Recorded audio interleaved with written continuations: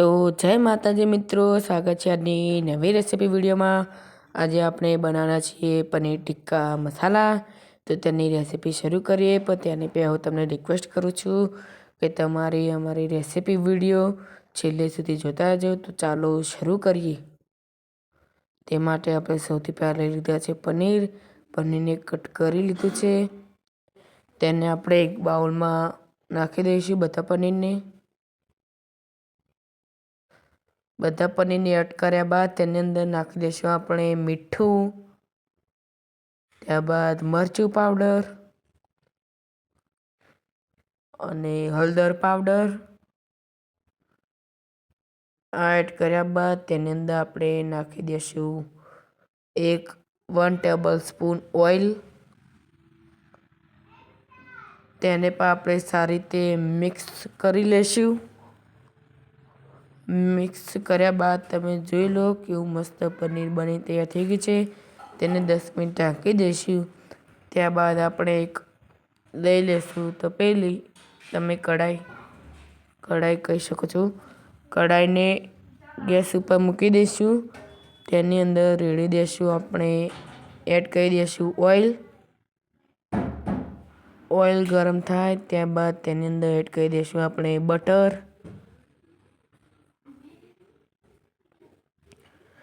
ત્યારબાદ બટરને પણ સારી રીતે એકદમ મેલ્ટ થવા દઈશું।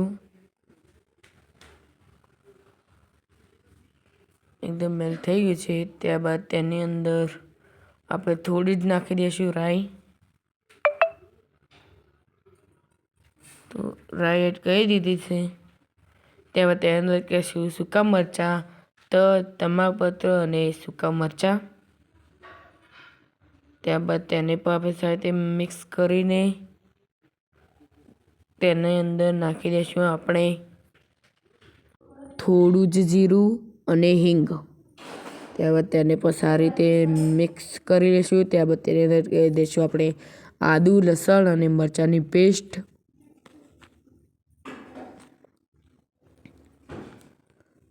ત્યારબાદ તેની અંદર એડ કરી દઈશું આપણે એકદમ ઝીણી ચોપ કરેલી ઓનિયન। તેને પણ આપણે થોડી વાર ફ્રાય થવા દઈશું। ત્યારબાદ તેની અંદર એડ કરી દઈશું આપણે શિમલા મરચાં। તેને સારી રીતે મિક્સ કરીને તેને પણ આપણે થોડી વાર ફ્રાય થવા દઈશું।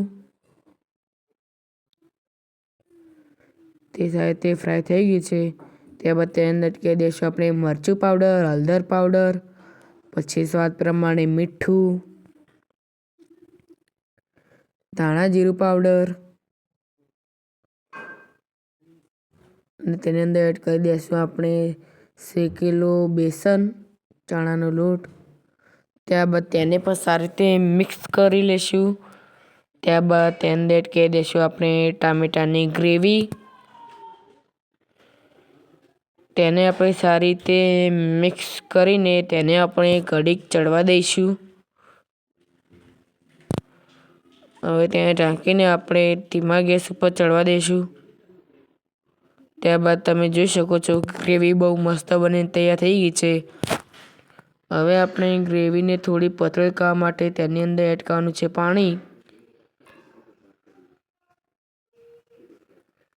આપણે પાણી પણ એડ કરી દીધું છે। તમે જોઈ લો ગ્રેવી પતળી બની ગઈ। હવે તેને ચડવા દઈશું થોડી વાર।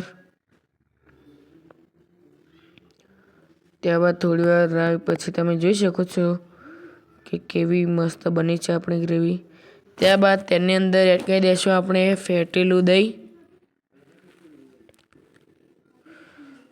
તેને સારી રીતે મિક્સ કર્યા બાદ તેને આપણે થોડી વાર ચડવા દઈશું। ત્યાર સુધી જે આપણે 10 મિનિટ સુધી પનીરના પીસીસ રાખેલા હતા તે પણ એકદમ મસ્ત બની ગયા છે। હવે તેને પણ આપણે એક કઢાઈ લઈ લઈશું। કઢાઈની અંદર તેલ રેડી દઈશું।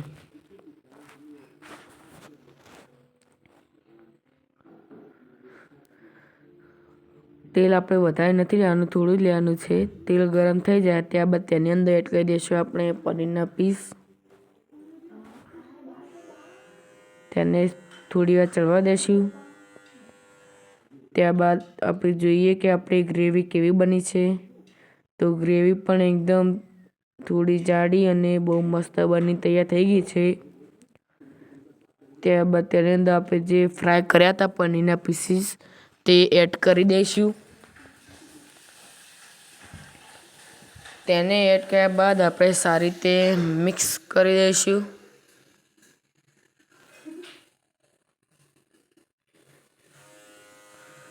મિક્સ કર્યા બાદ તેની અંદર એડ કરી દઈશું આપણે બટર. ત્યારબાદ આપણે પનીર ભુરજી ઉપર એકદમ સારો દેખાવ આવે ત્યારબાદ તેની માટે આપણે તેની અંદર નાખી દઈશું આપણે કોથમીર. તેને પણ આપણી પનીર ટિક્કાની સબ્જી બનીને તૈયાર થઈ ગઈ. આપણે હવે ગેસને કરી દઈશું બંધ.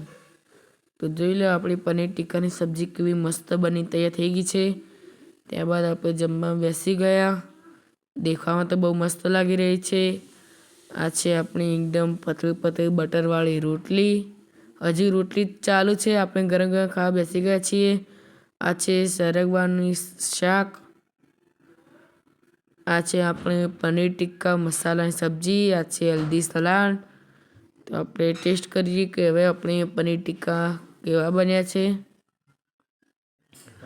તો લો મિત્રો, તમે પણ ટ્રાય કરો કે કેવું બની છે આપણી પનીર ભુરજી. અને નેક્સ્ટ રેસીપી શું બનાવી કમેન્ટમાં કહેજો. અને આપણને કેવું બન્યું તે કમેન્ટમાં કહેજો. બહુ હેલ્ધી બની છે. તો મિત્રો, અમારી પનીર ટિક્કાની રેસીપી વિડીયો એ પૂરો થાય છે. તમને અમારી રેસીપી વિડીયો ગમે હોય તો અમારી ચેનલ લાઈક કરજો અને શેર કરજો. અને અમારી ચેનલનો વિડીયો સૌથી પહેલાં તમારા સુધી પહોંચે તે માટે અમારી ચેનલને સબસ્ક્રાઈબ કરી દેજો. મળીએ નવા બ્લોગ વિડીયોમાં. જય માતાજી.